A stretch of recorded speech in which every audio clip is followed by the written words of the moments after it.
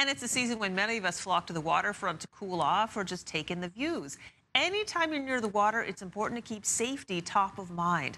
That's why we've invited our friends at the Nova Scotia Lifesaving Society to give us a refresher course in summer water safety. Joining us now is the NSLS Executive Director, Michael Melanchuk. Good morning, Michael. Good morning. Thanks for coming in. Perfect timing as you're starting to get hot in the region. Let's talk a little bit about some of the most common mistakes that people make when they spend time near the water. Yeah, I always start off, because I'm a father, staying close to your kids, things can happen very quickly. But in a larger sense, we want to swim in places where we're familiar with the water, the currents, the tides. And that's really, really important.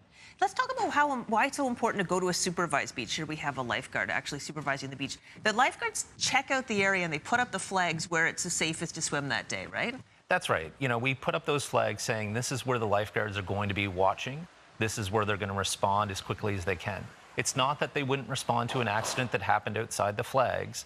They simply want to focus their attention, their scanning on that area so that they can respond more quickly if something happens. Okay, I'm going to ask some sort of rhetorical questions. All right, say it's the flagged area. Can you just let your kids swim there unsupervised? You can just check your phone and scroll the whole time? No, not at all. Absolutely not.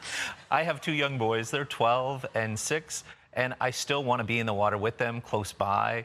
On a day where I don't feel like swimming, I still, I'll go as close as I can to them. I always want to keep them within arm's reach. And my little boys, they're great swimmers, but at the same time, things can change very quickly. I think that's something, too, that people who assume they're strong swimmers, even a strong swimmer is no match for the ocean, and it can be very unpredictable on any given day. It is, yeah. And again, it changes day to day. Yeah. Even our rivers and our lakes, the water levels go up and down, currents get stronger depending on the season and the rainfall. So we have to be very cautious and really respect nature around us. We're a beautiful province with lots of beaches, lakes, rivers, and we want people to enjoy them, but in a safe way. All right, let's talk a little bit of some do's and don'ts about safe beach behavior anytime you're near water. Well, the do's: try and find a supervised setting if you can. A lot of our provincial park beaches have lifeguards, not all. There's waterfronts around HRM. There's also outdoor pools that are, just opening up in the last few days and will be open for the summer. So trying to find a spot with lifeguards so that there's somebody there to support you if you do happen to get in trouble. And it's not just drowning. Lifeguards are there to provide first aid, to help you find somebody that might be missing from your party. They're trained in lots of things, not just getting people out of the water. Okay, perfect. Another thing, I think, just maybe some things you need to bring to the beach and don't bring to the beach. Well, we want to bring sunscreen. Yesterday was a beautiful day for Canada Day, and we definitely want to reapply that sunscreen. One of the things that we caution in Nova Scotia to not bring is inflatables to a lot of places. They can be super enjoyable, and I totally understand how much fun they can be, but especially in a lot of our beaches have offshore winds. And again, it depends on the day. So you have to be careful. Those inflatables can get pulled offshore very quickly. That's a great point. They're a lot of fun, but they may be more for a pool situation rather than open water. That's really important. All right, I think it's also important that people remember to bring water to the beach because you can't drink the salt water. Oh, and it's been so warm over the last few days. Staying hydrated, reapplying sunscreen.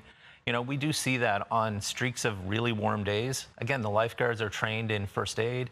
We see heat exhaustion where people are dehydrated, and we have to intervene and help them get water and shaded into a shaded area. A couple quick rapid fire questions. Are dogs allowed on Nova Scotia beaches? It depends on the beach. Okay. All right. So check with the lifeguard. Yeah, and a lot of beaches have websites where you can go check out and find out whether it's an on-leash, off-leash, or no pets. Perfect. And another one is alcohol allowed on beaches? Alcohol is not generally permitted in public places, so that's a not bring to the beach. Okay, perfect. Another thing, too, is what about water quality?